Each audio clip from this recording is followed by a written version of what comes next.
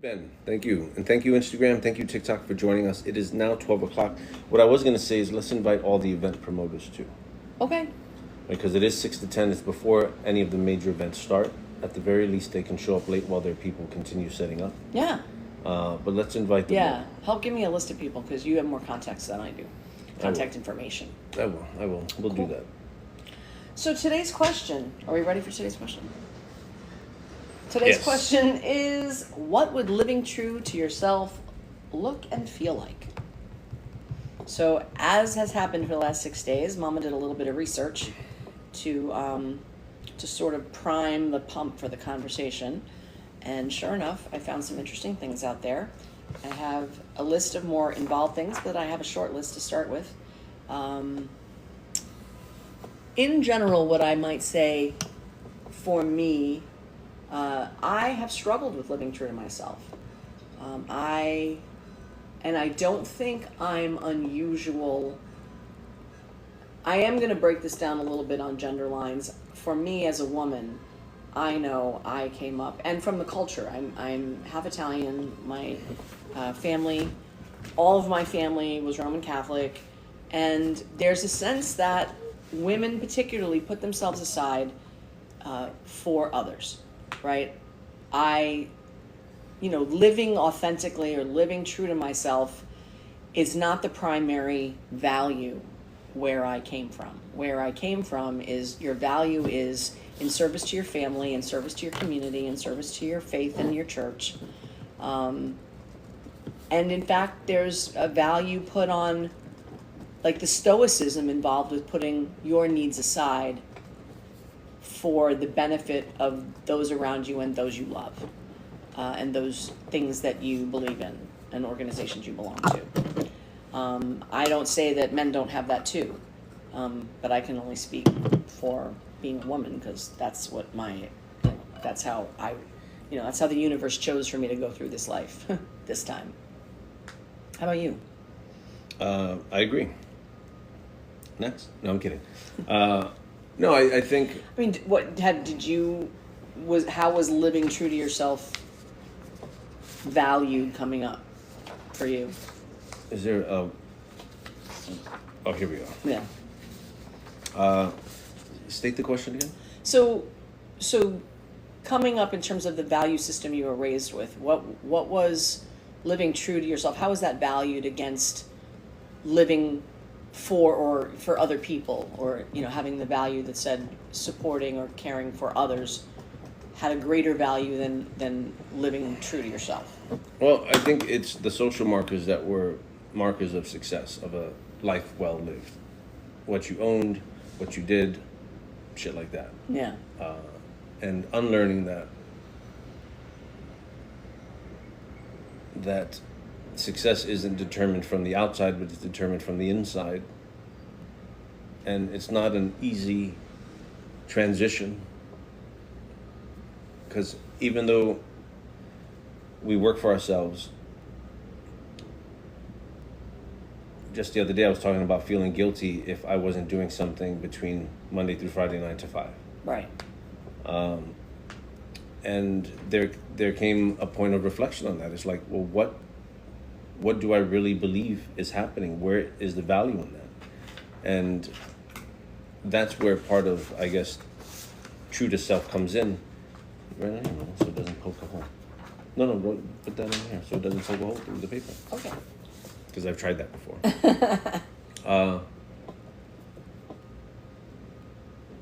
So I have a ton of stuff I've written down, which I don't want to get into yet. Okay. But like yourself, that's why I said same. Well, no, but what I heard you say, what I heard us both say, is that there is sort of almost a gender difference in terms of the value that was placed for you on the outside has to do with accomplishment and status, while value on the female side is in the making of the home, the supporting of others. That's still a value.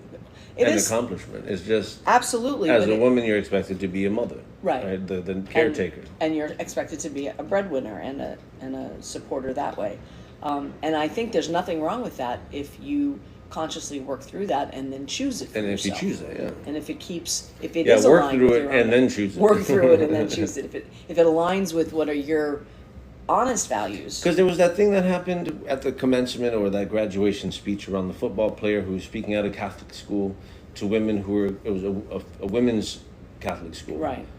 And he was talking about Christian values. Someone recorded it, put it online. There was this big fury around his beliefs and speaking to a group of women who were under the same umbrella. Right, of belief. Of belief, right? So it's like what you said about working through it and discovering what it is that you want. It's like people are going to be where they're at, whether they've worked through it or not. And it's like, if that's what the person believes to be true, then run with it. But if you don't believe it and you're doing it out of fear, that's not being true to yourself. Yeah. Right? On the other side is if you do believe it and you do pursue it, it's your belief. And no one should shit on it, regardless of if they don't believe what you believe. Right. Right. I think that part of the value of a conversation like this is to say that no one should get to define you for you.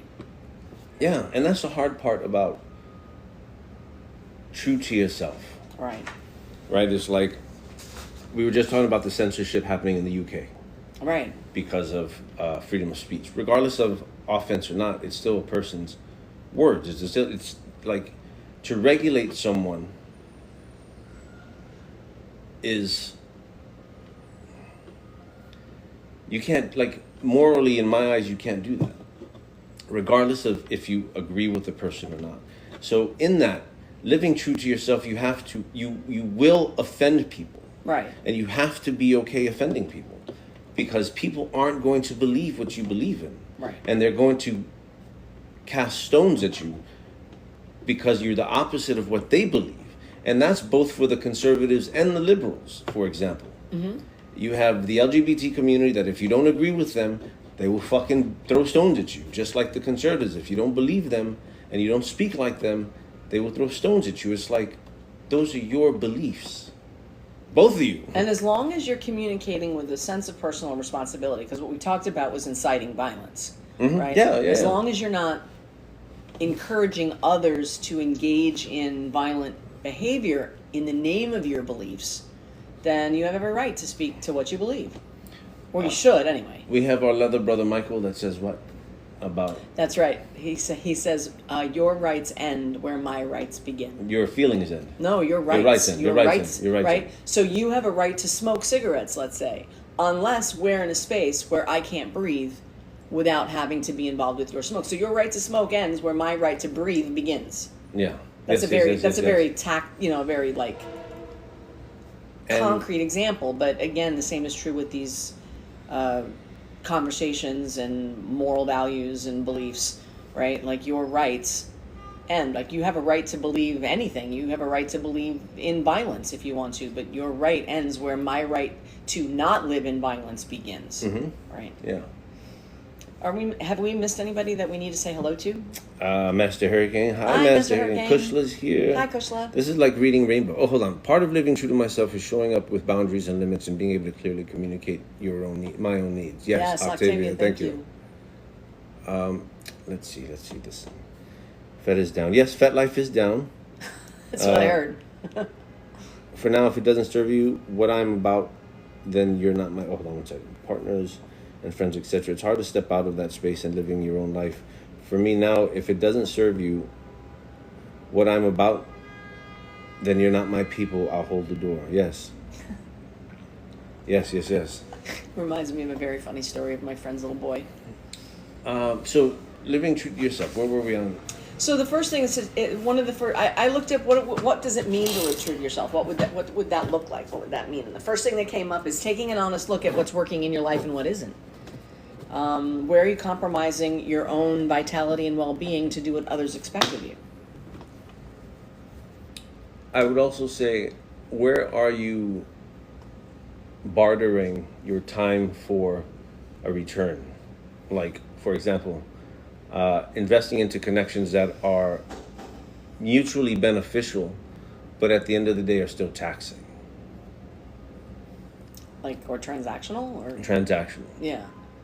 Well, that's true. Like, and again, if you've thought it out, and even though it's taxing, you find it has value for you, then you can go on with it. But if you haven't evaluated it and it's just sucking the life out of you, then you may want to look at making a change.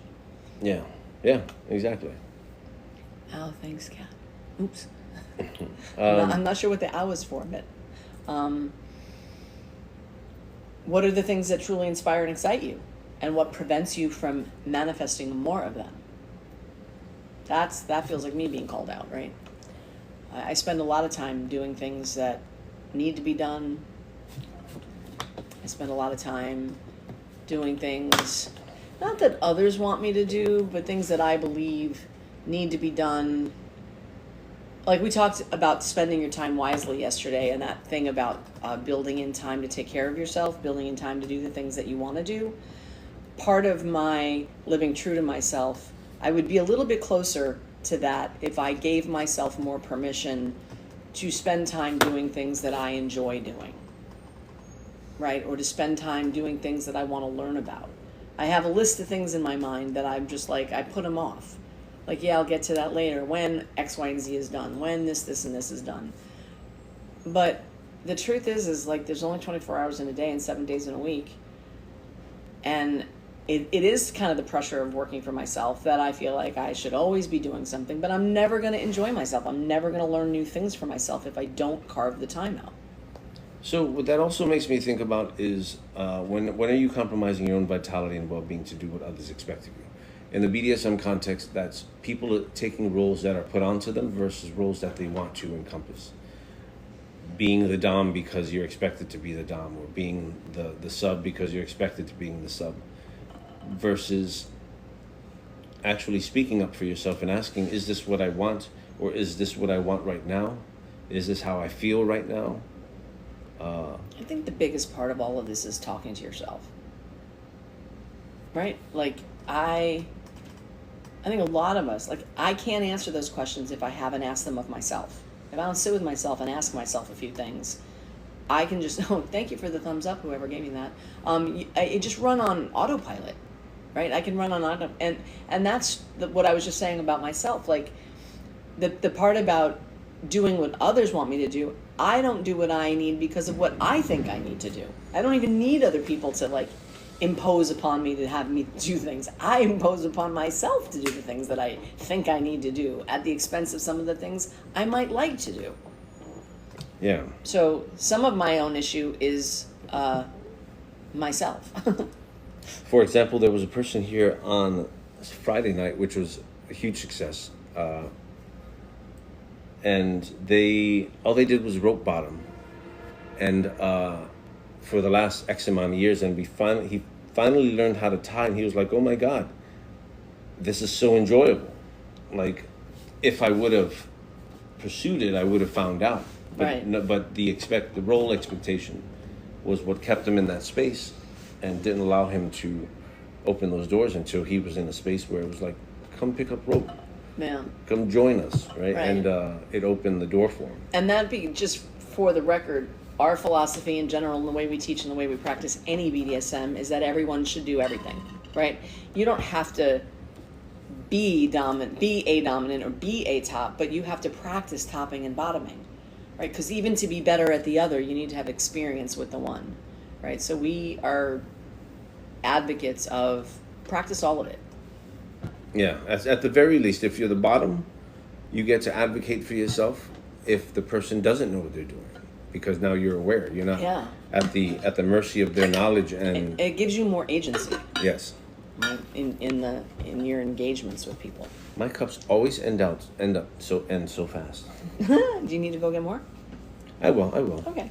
I identify as a switch because I do all of the things. Yes, exactly. Yes, Kinky. Who's that? Kinky.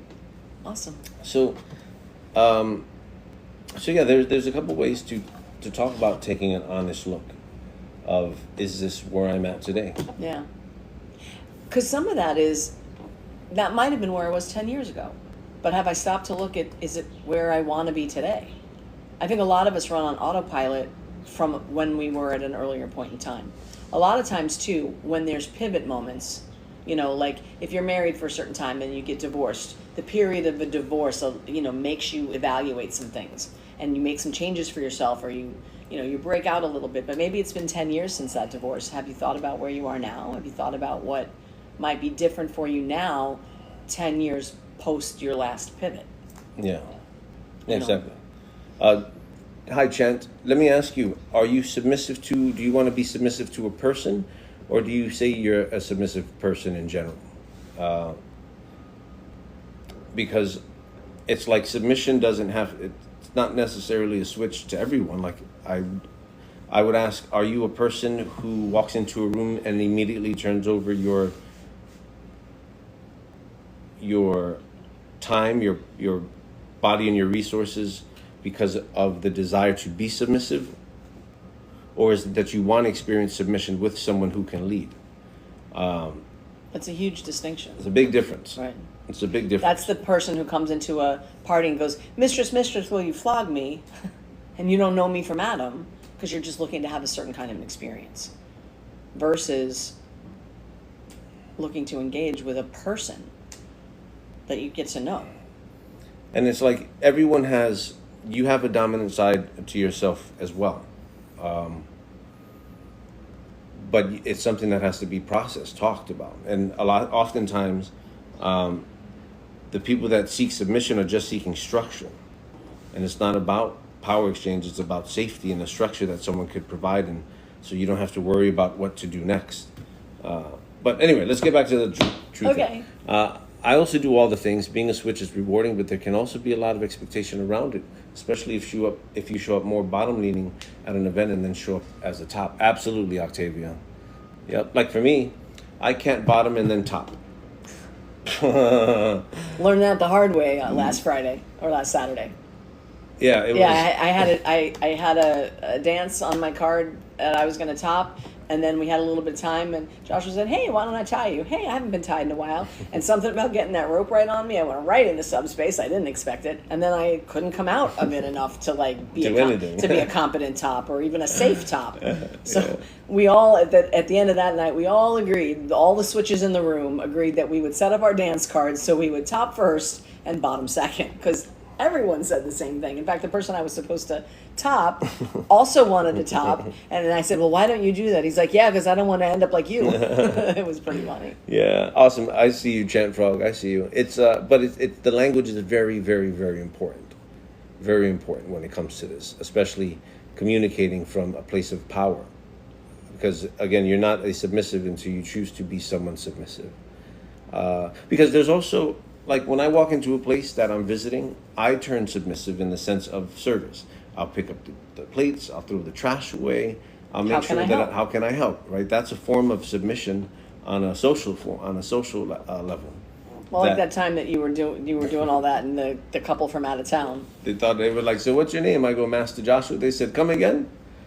They said, "We saw you all night picking up the trash," and it's like, yeah, because someone's got to do it. Right. And as a dominant, I'm in service to this. I'm in service to all of you, yeah. Right? Like that's how I show up. Yeah. Yeah, that their faces were pretty amazing when you said that that's how they could find you on Fed. Now, the time I can switch on the fly is intimately. Yeah. When it comes to BDSM play, not Octavia's talking about if I don't go too deep, it's easy to transition back and forth for me. Yeah. Yeah. And you're right, there is a difference between intimate, personal play and play at parties or play like that. Yeah. Service can be from submission or from a top space in mind. Yes, absolutely. 100%. No question. And service, to that end, is a mindedness that comes from a certain level of integrity. There are people who show up, regardless of what side of the slash they are, and look at what they can take. Right? Years and years ago, I had a friend that said, people treat life either as a buffet or a potluck. They come up with the attitude of what can I take versus what can I give. And the people who say, what can I give, are from both sides of the slash. They're just the kind of people that are inclined to show up and say, how can I help?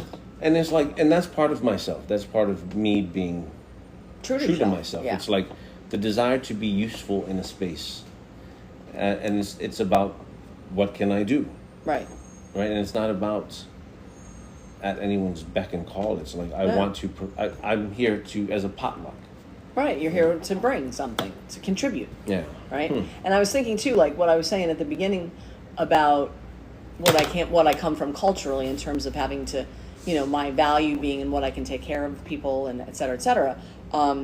In the meanwhile, in the years since then, this role I have in my community and amongst my intimates as mama, where I do take care of, is evaluated and chosen for me. Now we've had to tweak it a little bit, right? Like when I was out with surgery and stuff, and we saw what it was like for me to not do so much, and we agreed that that's a little bit better for me.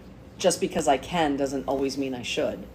But the parts of me that care for those around me now is chosen by me.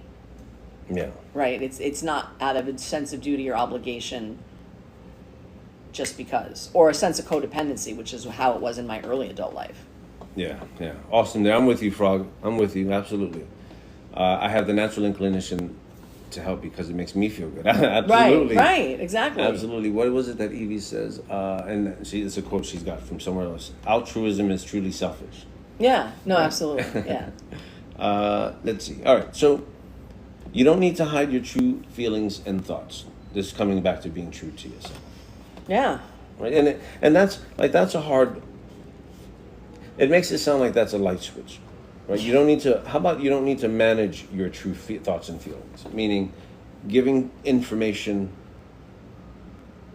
with or without particular details to manage a person's receiving of the information, versus delivering the information fully with compassion, or at the very least tact. Are you talking about managing other people's feelings by how you say what you say, or not saying what you want to say? Exactly. Right, because we've all worked with that personally, right? There was a period of time where I was struggling and you were managing my feelings back in the beginning, right? Like I got upset really easily. I was in survival mode and things would upset me and nobody wanted to be, I was upsetting to be around when I was upset. So no one wanted to upset me. So everyone was tiptoeing around me. They were managing my feelings, right? Rather than just letting me have rather than deal with that, there's the managing of feelings. I do that with you to a certain degree sometimes because there's certain feelings. So that's not true. Yeah. I don't think it's uncommon. It's uncommon. If you don't want to be on the receiving end of somebody's feeling, whatever that feeling is, whether it's sadness, anger, frustration, whatever it is, and so you will begin to hide your own thoughts and feelings so as not to have to experience how they impact the person that you're hiding them from. It's sort of y'all see that? Hurricane, Heavy One Covered Master. Right. Oh, and it's actually easier for me to read there because it's bigger. Oh, me with my vanity without my glasses on. And I love some of the stuff that's true here, not having to hide your thoughts and feelings. We also have to remember that every one of us, without exception, is a mess. It's the human condition. There are days when I'm loving, caring, confident, and I'm giving, and then there are days when I'm jealous, angry, insecure, and needy. And that makes me just human, right? And so compassion for myself also means that I should have compassion for you, right? Like, there's days where you show up and you're terrific, and not you personally, but any of you, right? You're kind, you're caring, you're funny, you're in a good mood, you're whatever. And then there's days where you show up and you're not. There's days where you show up and you're cranky and you're short, and sometimes you're not even nice. And that shirt, though, Master Hurricane likes your shirt. Thank you for the light bulbs. Some of what's happened for me as I'm trying to navigate that stuff is to remember that when the person that I know is normally good, look who's here, is cranky, is angry, is snappy, is whatever, they're not going to be that way all the time, right? And so some of it is compassion, right? Understanding that they're probably that way because they're not having a good day, right? Even if it's coming across as they're being mad and snappy at me, it doesn't necessarily mean that that's true, and I can hold out for them compassion that it's going to pass, that it's just a stage, and that we're going to go back to being loving, caring, confident, and giving, right? Like, but it can be hard because sometimes I don't want to be on the receiving end of somebody's cranky, angry stuff, right? Like, but it can be hard because sometimes I don't want to be on the receiving end of somebody's cranky, angry stuff. I was just trying to get Instagram up on the iPad to get, because that's Kink Collective. So I was just trying to get the other one up. Oh, okay, got it. And I'm listening to you. No, I know. Told Jackal this morning the ferrets were fighting. I feel like the more we can show up as authentically as we can, the more people around us feel safe and do the same. Absolutely. Absolutely. We also have to give ourselves permission to hold space and to not be able to hold space. Yeah, yes. Right. That's huge because we put a big value on holding space, right? And we practice holding space for people and we teach other people to hold space. But there are times where there's phrases people use for it, like my cup's not full, or I don't have cups, or whatever people use for it. Spoons, cups, spoons, knives, forks, whatever it is. There are days sometimes where I just don't have it, right? Like, and like I feel like I'm up to here, and if you want to like pour more in, there's no more room in here some days. But I have a responsibility to not try to pretend, right? Sometimes I feel like because you have a need, any you has a need for me to try to hold space for you. If I can't, then it's my responsibility to just say, you know what, I hear you, but I don't have space for this right now. Well, let's also come into the spectrum of BDSM and consent. Okay. Right? Enthusiastic consent, also informed consent. Mm-hmm. Omission of information because of fear of the person won't do it. Right? Or yes.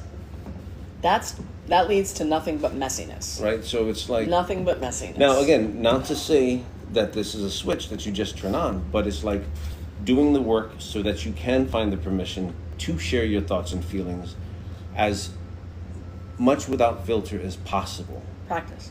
It takes practice. It's practice. But understanding that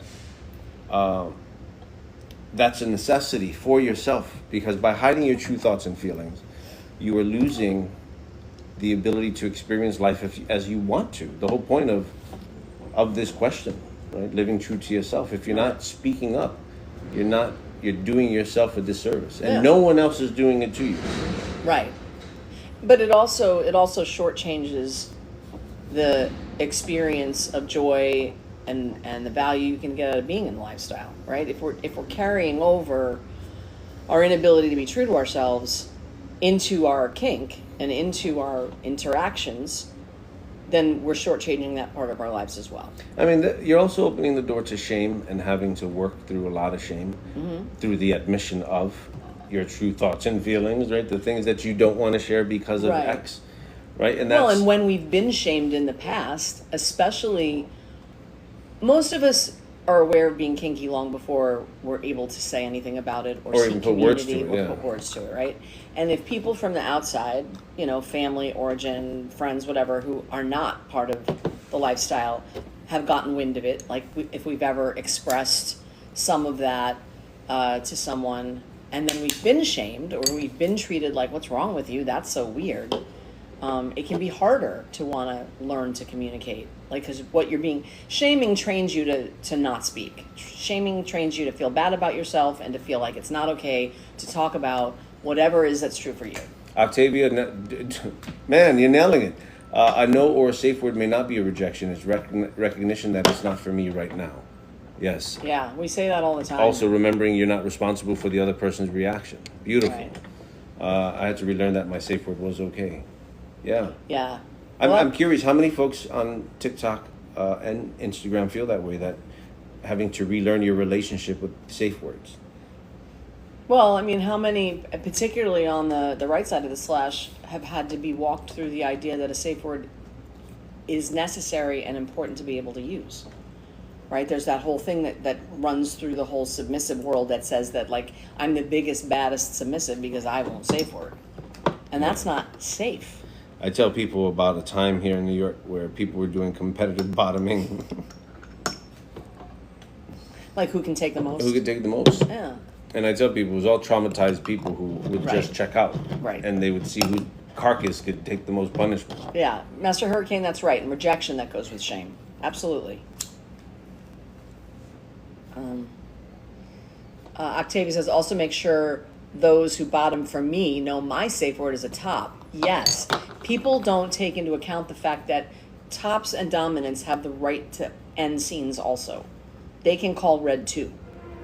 And that's being true to yourself. Yes. That's absolutely being true to yourself, Yeah. is being able to use a safe word when you need to. Just because the bottom wants to keep going doesn't mean you have to.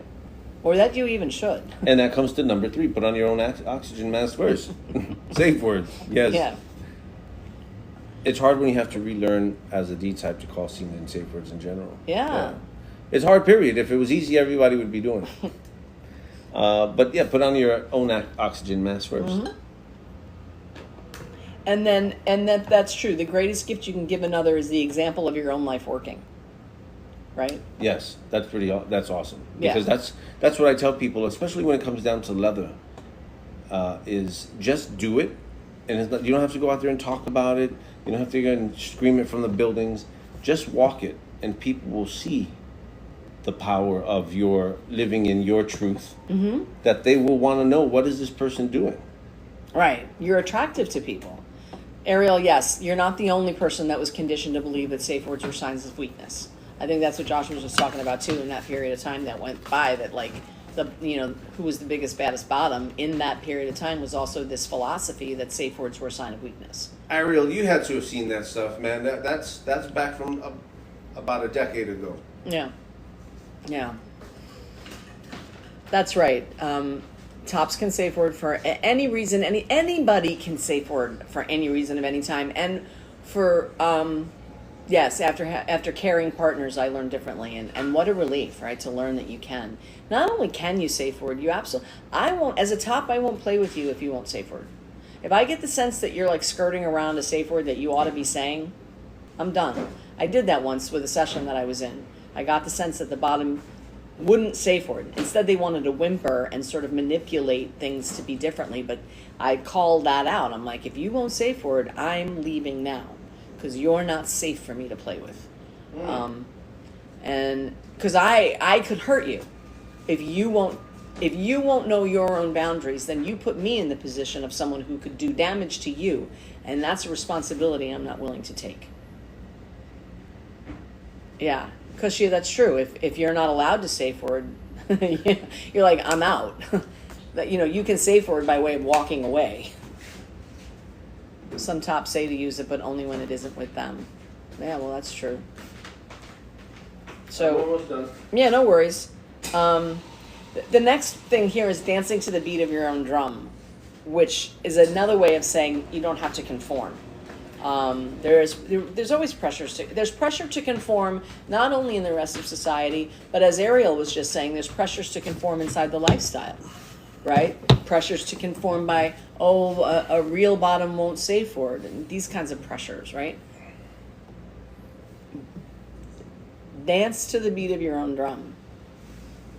So, Jen has a question. What and why the meaning of spoons? And this is in regards to people being able to put energy into. Do you have a summarized answer for that? The only because I was the one who brought up the word a minute ago, right? All I know that it means is like, if I don't have the capacity, if you need something from me, even something that on some days I perfectly have the energy for and the physical, mental, emotional space for, some days I don't. And the phrase that people have taken to using for that is, I don't have the spoons. Do I know why that's what they call it? No. But I've come to understand that that's what it means. I just don't have the spoons. I guess using the word spoons is a shorthand for I don't have the time, energy, mental capacity, whatever, for whatever it is you're asking me for. Master Hurricane, thank you. He just laid it out. Okay, cool. Thank you. And just as you were saying it was almost like voice to text.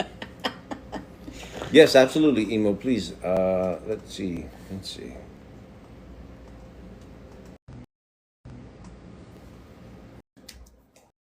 All right. Ew. Hi. Hello. It has been a hot minute, you two. All right. So the phrase of I don't have the spoons for this comes from spoon theory. And spoon theory is used for people who have chronic or mental illnesses. And basically the idea is for people with chronic or mental illness, you wake up every day with a certain number of spoons. And the number of spoons that you have it's not very pretty right now, Mickey, so I'm not showing it. The number of spoons you wake up with doesn't change, but every task that you do, from self-care tasks like showering and brushing your teeth, I see, baby, go play, to chores around the house, to taking care of your kids, your pets, other commitments that you have and obligations that you have, they take up a certain number of spoons. And the number that they take up changes based on the task and based on how you are feeling that day, right? So if I'm having a flare day, I'll wake up with 10 spoons like normal, but getting a shower might take up 5 or 6 spoons, whereas normally it would take up maybe 1 or 2. That's where the spoon theory comes from. Then you have what we call spoons days, where you have all of the spoons miraculously and you get everything done and the house is on point and the kids are taken care of and the dog's been walked 17 times and it's just one of those days. So that is spoon theory. And that is why we say that we have spoons, or we do not have the spoons for this. It's you don't have the physical or mental energy right now. Thank you. I lived with chronic illness for the better part of 5 years, and that makes total sense to me. Yeah, I've lived with Crohn's disease since I was 19 years old. And I think So too. Yeah. Thank you for the explanation. Thank you. That really, that. Of course. Yeah. I will hop back down. No, because I have dishes to go do. Thank you for your. But I'll still be chilling in the comments. Awesome. Thank you so much, Emo. Good to see you. Of course. Love you both. Bye. Bye.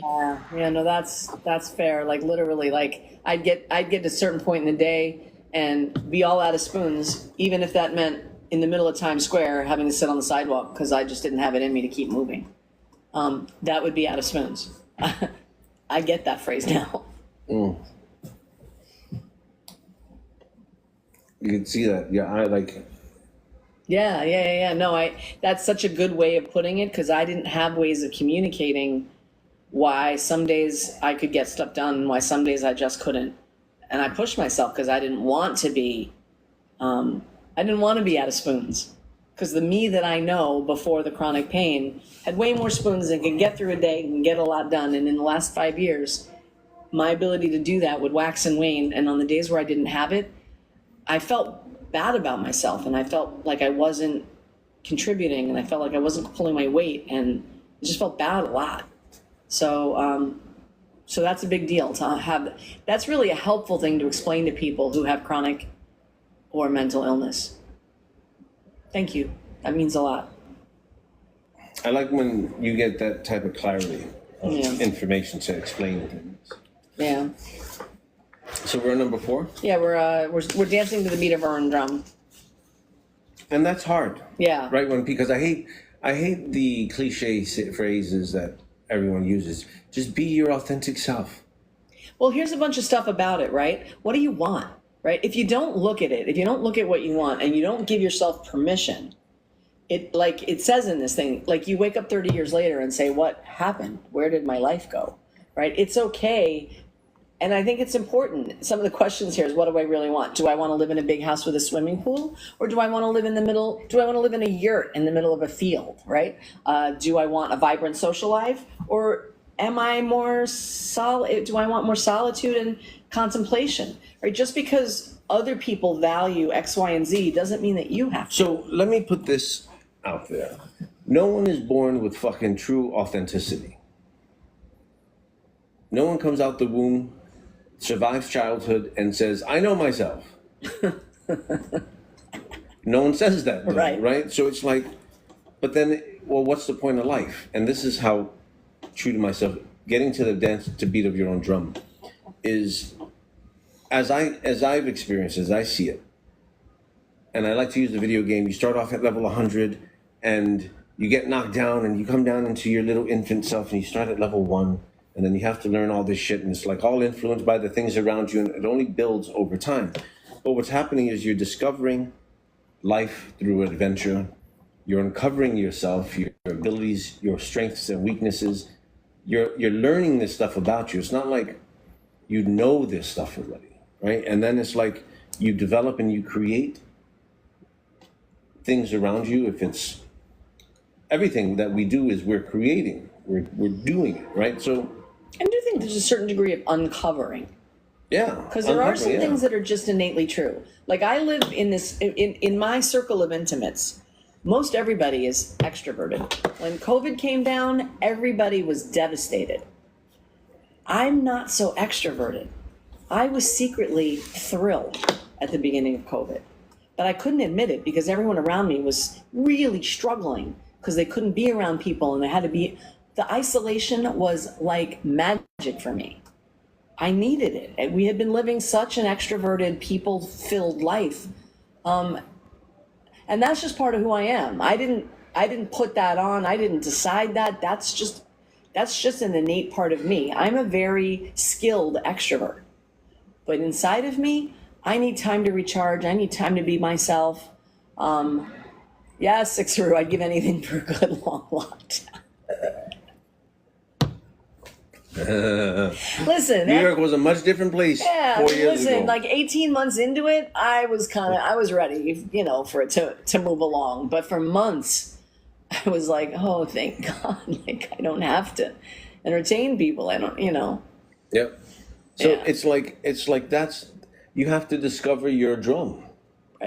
Right. And it's an uncovering. It's not like I go to the store and, I pick these things off the shelf because I want them. Some of it can be. Some of it is, yeah. But there's a part of it that's who am I inside of me and giving myself the time and space and freedom to uncover that.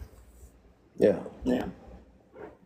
But I like it. It's like, ask, and these are like, do I ask myself the questions? Do I want to work hard and make a lot of money? Or do I want to maybe forego some money in favor of having more time for myself?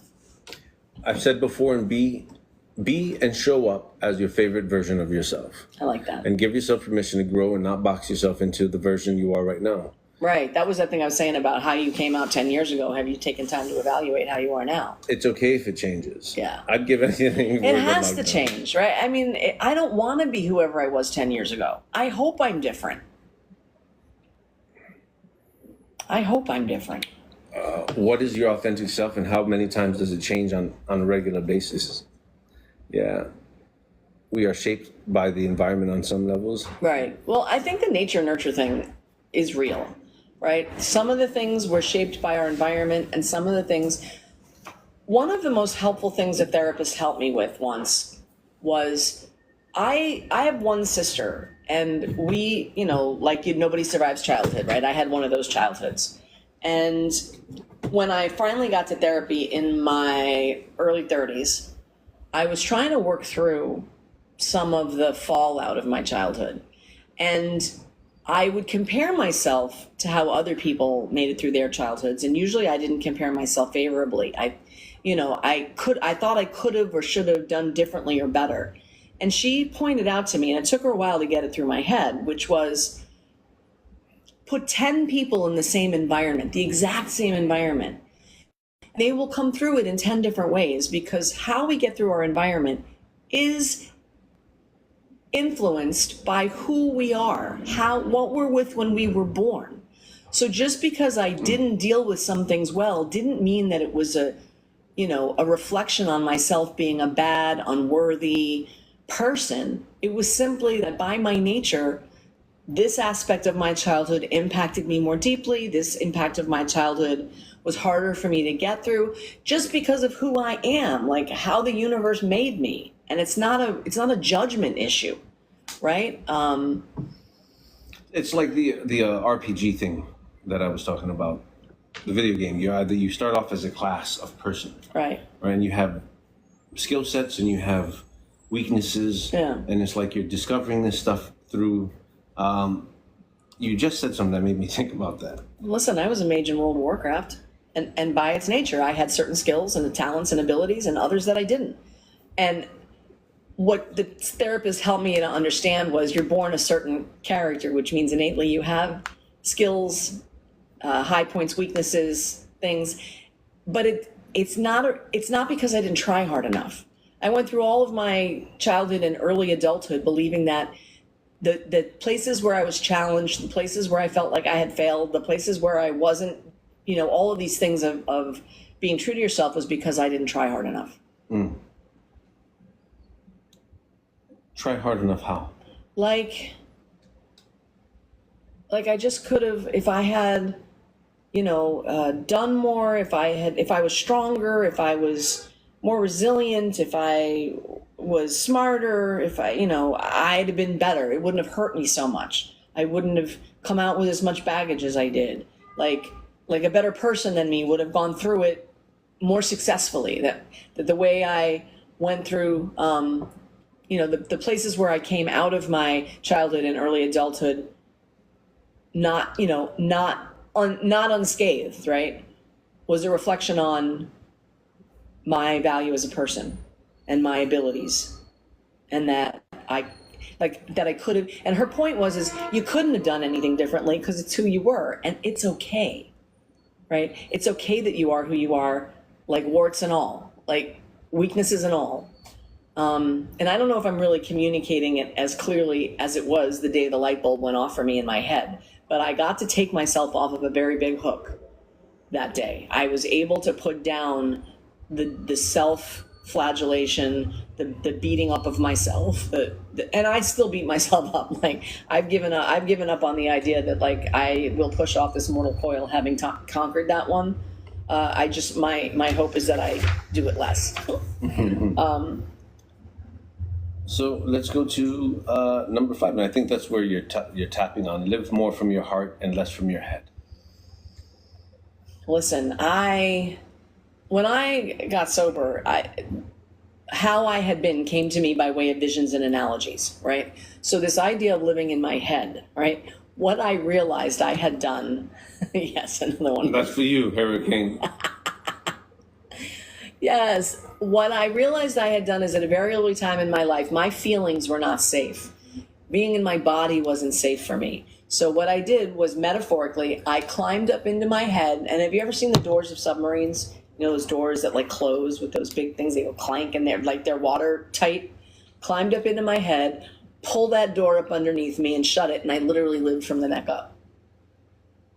Only what I thought. I had no idea what was going on in my body. I had no idea how I felt. And frankly, I didn't think it mattered because none of it seemed helpful and none of it seemed safe. So I was cut off from a whole part of myself for a really long time. When I saw that, I started the work of, it was scary. It was scary to let myself come down into my body. It was scary to let myself feel whatever feelings were going on because it felt crazy and painful and scary. But I came to the place where I realized that living in my head alone was a very narrow way to live. Yeah. So how do you integrate that into the lifestyle? Oh, I think it's really important. Like what we do with each other very much has to do with our bodies and our feelings. So if I'm not in touch with my body and my feeling, like as a bottom, if I'm not in touch with my body, it's the same thing as being on pain meds. Right? I run the risk of letting you harm me because I can't. It's like the people who do the re-traumatizing, right? Like I'm not in touch with my body, so therefore I don't feel it like I would feel it if I were really inhabiting all of me, right? And so my obligation to continue to heal, my obligation to myself and to my partners is to be in my body, is to know how my body feels and to know how I'm feeling emotionally, right? I still have a tendency sometimes to put off how I'm feeling even in play. And one of the things we're going to get to, the next one is it's okay to jump ship midstream if that's what feels right. Like I can be in the middle of a scene and all of a sudden what I thought I was okay with, I'm now not okay with, but I feel like because I went down this road with somebody, I have an obligation to them to keep going until I guess I think the scene is somehow over or the person wants to feel done. Like I make myself helpless in my own situation because I'm afraid to say how I'm feeling about this has changed right here in mid-scene, to give myself permission for that. Yeah, and that can lead to very icky feelings in your body.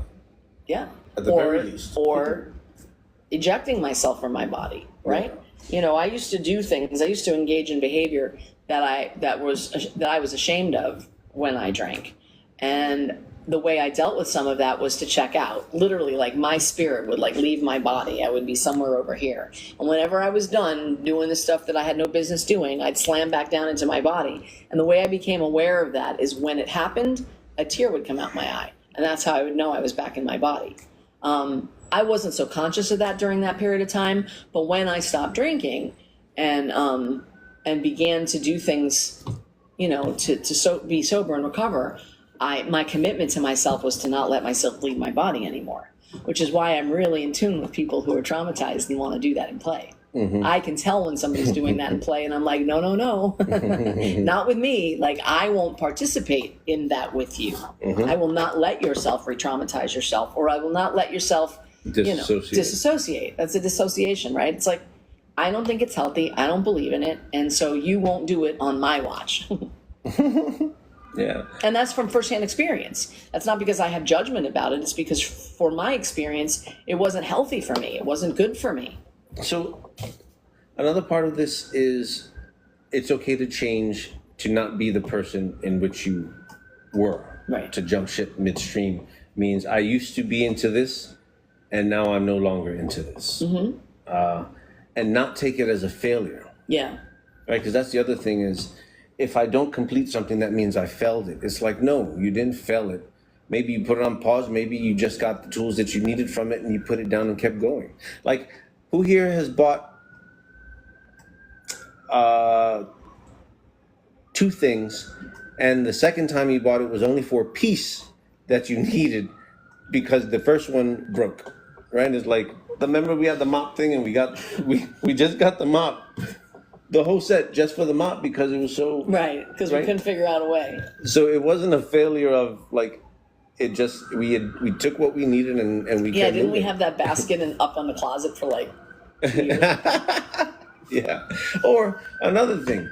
On my TikTok the other day, I had this hanger that was straight. I had that shit... I think we used it to, like, adjust something once, years ago. And then the toolbox, the little latch thing, the pin fell out. Years ago, we were redoing downstairs, and Natalie goes, "Do you need this?" And I was like, "Oh my God!" So when I grabbed it out of her hand, and I turned it, and I slid it right in, and I looked at her. That's one of those things. I have learned not to throw away little pieces of things that I don't know what they are. Because the minute I do that, the thing it goes to shows up. Ariel, I would love to help you with that. Would love to help you with that. Yeah, please, gay. Absolutely. Come through. Oh, look, they can do hearts on Instagram. I didn't know that. Yeah, somebody did something earlier. A thumbs up. Oh my God. So let's see. So yeah, jumping ship midstream doesn't mean failure. It's like just reflect on what you learned. Yeah. It's giving yourself permission to change your mind. Right? We don't do that. Yeah. A lot of times, I think because I've done something a certain way, and I've let other people see me doing things a certain kind of way, means that I have to stay committed to doing that way, I don't know, for the rest of my life. Yeah. And I don't, but sometimes it can be hard to break away and change, especially if my change means you're going to be disappointed, right? If it means you're going to feel a certain kind of way because I'm no longer willing to show up the way I did yesterday. Yeah. Right? But I have to be me, even if it means disappointing you. Otherwise, I'm not being true to myself. But ultimately, people gain strength from those who are willing to show up as themselves. So the question is, what would living true to yourself look and feel like? What it looks and feels like for me as I get closer to it is liberating. Is I don't have to remember things. I just have to exist. It's a big stress relief when I don't have to manage my words and I can talk from my heart. And it's like all the adversities I put in front of myself about living true to myself, while it will cost on a societal level, right? I mean, I'm that guy. What do you mean I'm that guy? The tattoos, the leather, the collars, the leash, right? That, I'm that guy. And it comes with its prices, which I'm okay paying, because the liberation I get from doing it is just that much greater.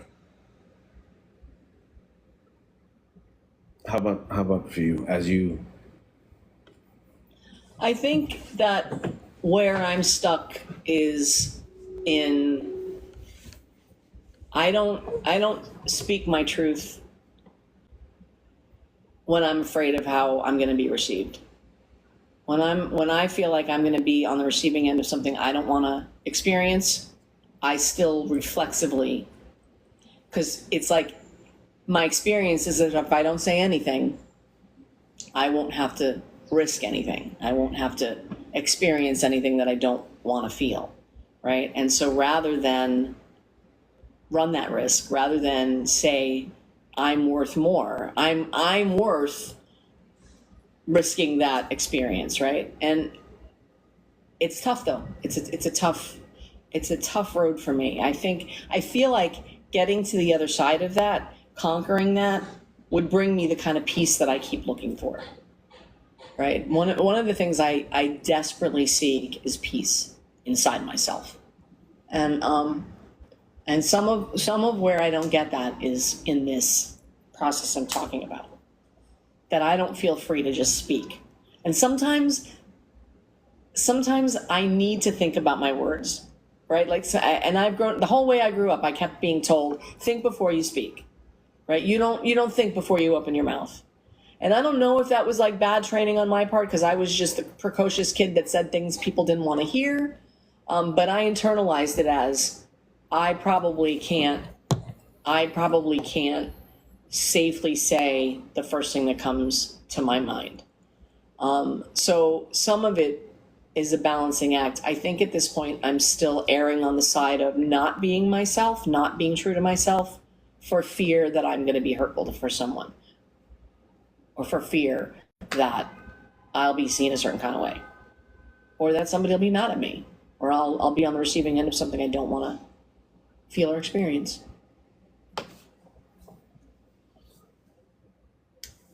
And just like that, the hour was over. We've just lost so much faith in humanity because of all the negative experiences. Most people respect and are thankful that you're able to speak your truth unfiltered. Yes. I also struggle with that, but I'm learning lately that it's usually received much better than we think it will be. Yeah. It's about speaking without hurting someone. I hated those words. I struggle with that. I don't think before I speak, what needs to be said will be said unfiltered. I will tell you the truth, but will soften it if needed. No, we need more time. Well, the good news is we're going to be here again tomorrow. So, tomorrow's question is, are you putting enough, too much, too little effort into my relationships with myself? How would you know? What does it look like? That promises to be a fun hour. Are you putting enough effort into my relationships with myself? And with others. How would you know? What does it look like? Woo! I suspect that there's truth to both sides of that. I suspect that there's too much and too little at times that I'm putting into one relationship or another. I think one of the most rare experiences is to feel human amongst humans. Yes, Brandy. Yes. A person amongst people. Yeah, so tomorrow's going to be awesome. And then tomorrow evening, we're doing the next 7 questions. That's right. We're doing Kinky Conversations. It's a Zoom call. The link is on FET. The link is on kinkcollective.net. Please come to the Zoom call. Log into the Zoom call. Have your face in the Hollywood squares and share with us. So tonight's questions on the Zoom are you putting enough effort into my relationships? What are you afraid of, and what does that look and feel like? Why do you matter? A fan favorite for almost no one. What small act of kindness were you once shown that you'll never forget? What's the one thing you'd like others to remember about you? Tomorrow night, Master Herc. Oh, no. It is tonight. It's tonight. Yes. Oh my God, it's Tuesday already. Yes, tonight. What's the one thing you'd like others to remember about you at the end of your life? The 2 moments you'll never forget in life are, describe them in great detail and what makes them so unforgettable. And then, what does unconditional love look like for you? Kushla, I would love to know more about what you mean by that.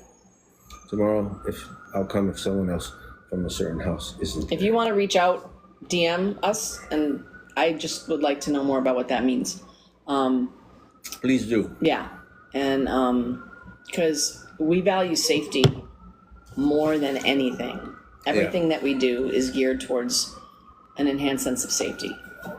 Well, for me, it's Wednesday morning. For you tonight. Oh, Master Hurricane, where are you? South Africa. I didn't realize you were in South Africa. Cool. Wow. We have people from all over the world here.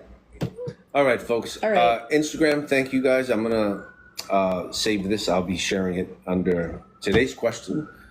Find us on all social media platforms, kinkcollective.net, Kink Collective on FetLife, Facebook.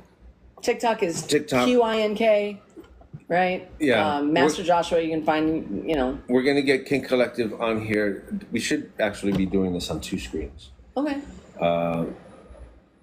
Octavia, thank you so much. Thank you, Octavia. It was All right. really good. We'll see you guys soon. Thank you. We'll see you tomorrow. Bye-bye. Tonight. Tonight, in a few hours.